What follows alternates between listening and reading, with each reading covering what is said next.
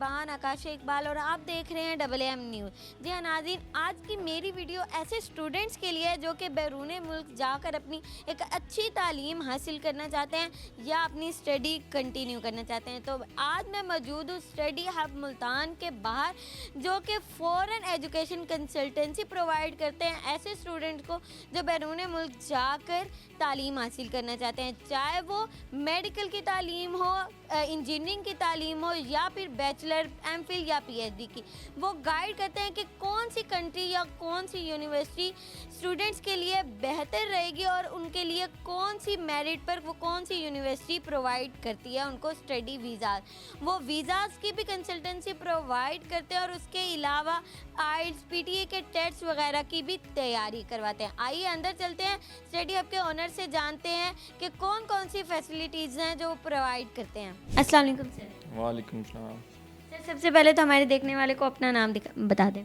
मेरा नाम है जी आमिर निसार और मैं अपने इस इदारे को 5 साल से चला रहा हूँ। हम स्टूडेंट्स को उनको बाहर एडमिशन करवाते हैं ऑस्ट्रेलिया और यूके की यूनिवर्सिटीज़ जो कि हमारे पैनल पे हैं। इससे पहले उनको आइल्स और पीटी की तैयारी भी करवाते हैं और असल में हमारा जो मेन काम है वो ये है कि हम स्टूडेंट्स की प्रोफाइल को देखते हुए उन्हें रिकमेंड करते हैं कि कौन सी यूनिवर्सिटी और कौन सा जो है मुल्क इनको सूटेबल रहेगा इनके बजट के हिसाब से, इनके एजुकेशन प्रोफाइल के हिसाब से। तो आपने ये सेटअप कब स्टार्ट किया था? ये मैंने ना 2016 में स्टार्ट किया था। अच्छा, वीज़ाज़ वगैरह के क्राइटेरिया क्या क्या हैं और कौन कौन सी कंट्रीज़ के आप वीज़ाज़ प्रोवाइड करते हैं स्टूडेंट्स को, या किसी ने बैरून मुल्क जाना हो तो किस तरह प्रोवाइड किया जाता है? हम सबसे पहले स्टूडेंट जब आता है तो हम उसकी एजुकेशन के बारे में उससे पूछते हैं। तो मिनिमम इसके लिए स्टूडेंट का इंटरमीडिएट जो है ना वो क्लियर होना ज़रूरी है।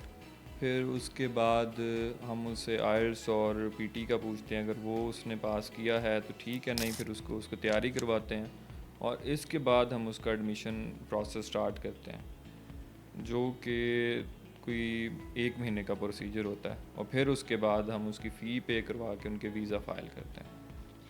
अच्छा, मुझे बताएं कि कौन कौन सी कंट्रीज़ में आप स्टूडेंट्स को भेजते हैं, मतलब स्टडी के हवाले से किस तरह गाइड करते हैं कि कौन सी कंट्री उनके लिए सूटेबल रहेगी? हम जो है स्टूडेंट को ज़्यादातर जो है ना ऑस्ट्रेलिया रिकमेंड करते हैं क्योंकि वहाँ पे वो जो है ना स्टडी के साथ पार्ट टाइम जॉब करके अच्छी अर्निंग कर सकते हैं और यूनिवर्सिटीज़ भी उनकी बहुत अच्छी हैं। लेकिन आजकल उसकी वीज़ा रेशो काफ़ी कम है तो उसके बाद हम उनको यूके का ऑप्शन देते हैं और यूरोप में हम माल्टा और स्पेन को करते हैं जो कि रीज़नेबल जो है फ़ी में है। उनके ऑप्शन 20 से 25 लाख में कवर हो जाते हैं। अच्छा, मुझे बताएं कि मतलब जैसे आजकल तो सिर्फ ट्रेंड चला हुआ है, या तो इंजीनियरिंग के स्टूडेंट्स बाहर जाते हैं या मेडिकल के स्टूडेंट। इसके अलावा जैसे बैचलर के स्टूडेंट होते हैं वो अगर जाना चाहते हैं एमफिल के लिए या पीएचडी के करने के लिए, तो क्या उनके लिए भी मतलब प्रोवाइड किया जाता है, उनको भी गाइड किया जाता है? लेकिन स्टूडेंट वीज़ा के लिए जो है ना किसी भी फील्ड का जो बच्चा है वो अहल होता है उसमें। वो बिज़नेस के लिए भी जा सकता है, मैनेजमेंट के लिए भी, मेडिकल के लिए भी, इंजीनियरिंग के लिए भी और आईटी हो गया। इसके अलावा होटल मैनेजमेंट के कोर्स हैं, शॉर्ट कोर्सेज़ भी होते हैं। लेकिन उनका हमें यह है कि यहाँ पे वीज़े का थोड़ा इशू होता है और लैंग्वेज कोर्सेज़ भी होते हैं। तो बहुत सारे कोर्सेज़ हैं, ऐसा नहीं है कि सिर्फ इंजीनियरिंग या मेडिकल के लिए हैं, सब ऑप्शन अवेलेबल होते हैं। अच्छा, ये बताएं कि जो स्टूडेंट्स अपनी स्टडीज़ या ग्रेजुएशन पूरी कर चुके हैं तो वो जाना चाहते हैं, पाकिस्तान के हालात ऐसे हैं कि हर स्टूडेंट या जो फ्यूचर के जो हमारी जनरेशन है वो बाहर जाना चाहती है, जॉब्स बाहर जाकर करना चाहती है। तो आप ये बताएं कि जॉब्स के हवाले से भी गाइड किया जाता है ऐसे स्टूडेंट्स को जो बाहर जाकर जॉब करना चाहते हो? बिल्कुल गाइड किया जाता है, उनको बताया जाता है कि आप यहाँ पे कोई स्किल वाला काम जो है वो सीख लें। अब ज़्यादातर लोग तो वैसे ऑनलाइन काम करते हैं तो वहाँ पे वो जाके ऑनलाइन काम भी करते हैं, साथ साथ जो है अपना दूसरा जो पार्ट टाइम वर्क अलाउ होता है उनको वो करते हैं। सिवाय चाइना के या एक दो कंट्री और हैं जहाँ पे वर्क अलाउ नहीं है। बाकी ऑस्ट्रेलिया, यूके, यूरोप के जो कंट्रीज़ हैं यहाँ पे तो उनको पार्ट टाइम वर्क अलाउ है। स्टूडेंट उससे भी उनको जो अलाउ होता है उससे भी ज़्यादा काम करते हैं, अपनी फीसेस भी अर्न करते हैं और सेविंग भी करते हैं। जी सर, तो हमें बताएं कि कंट्रीज़ कौन कौन सी ऐसी कंट्रीज़ हैं जो स्कॉलरशिप्स वगैरह भी स्टूडेंट्स को प्रोवाइड करती हैं, जिससे उनको जो बजट है वो उनका सही मैनेज हो जाता है और वो एक अच्छी तालीम हासिल कर पाते हैं। स्कॉलरशिप तो हर जगह हर इनटेक हर साल में आता है। मोस्टली यूनिवर्सिटीज़ 50% तक ऑफ़र करती हैं, लेकिन वो हर स्टूडेंट को यहाँ से अवेल नहीं होता, वो मेरिट बेस होता है। अब इसके अलावा चाइना एक ऐसा ऑप्शन होता है कि जिसमें वो जो स्टूडेंट यहाँ से पास होते हैं उनको वो फ्री एजुकेशन और स्टाइपेंड देते हैं। उसमें स्टूडेंट के कोई जो है ना किसी किस्म के अखराजात नहीं होते, लेकिन फिर लोग चाइना जाना ज़्यादा पसंद नहीं करते।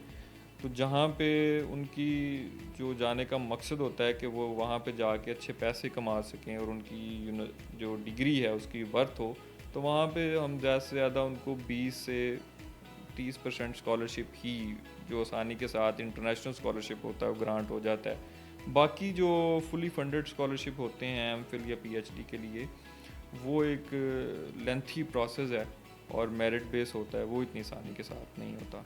अच्छा, मुझे बताएं, जो मेडिकल के स्टूडेंट्स होते हैं वो बड़ा परेशान होते हैं कि अगर हमने पाकिस्तान से नहीं की और बाहर जाके मेडिकल की तालीम हासिल की तो यहाँ पर आके एक और मुश्किल टेस्ट देना पड़ेगा और फिर से एक प्रोसेस होगा स्टडी का। जो उसके उसके हवाले से आप किस तरह सेटिस्फाई करते हैं स्टूडेंट्स को और किस तरह गाइड करते हैं? मेडिकल का जो है, अब ये जो स्टूडेंट जाते हैं चाइना और रशिया की स्टेट हैं, इसमें मेरी कोशिश होती है कि उनको इससे दूर किया जाए, क्योंकि इनमें एक तो ज़्यादातर स्टूडेंट ये हैं जिनकी परसेंटेज यहाँ पे बिल्कुल बिल्कुल लो है।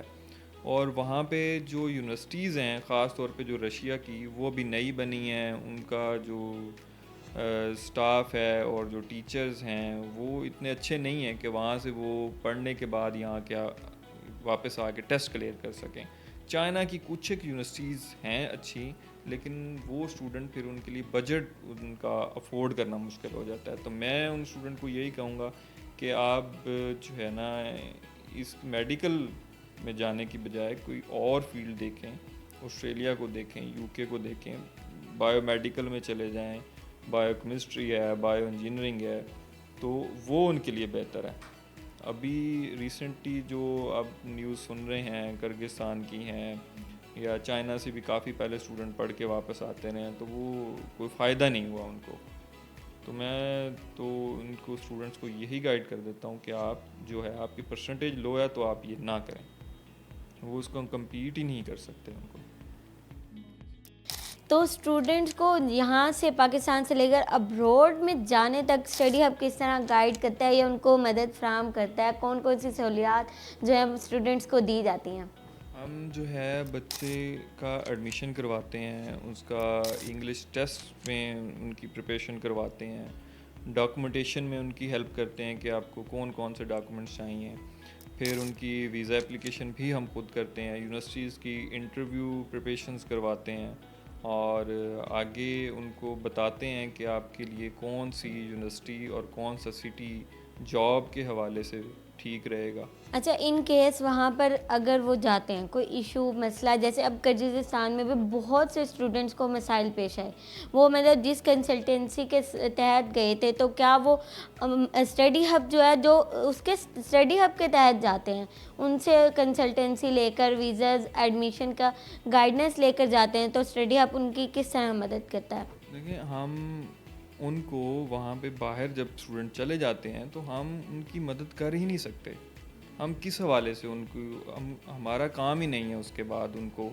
ये जो लोग कहते हैं कि हम आप कुछ स्टूडेंट को बाहर भी भिजवाएंगे और वहाँ पे फिर उनकी जॉब करवाएंगे या हम वहाँ पे जाने के बाद भी उनके रिस्पॉन्सिबल हैं, तो वो बिल्कुल गलत कहते हैं।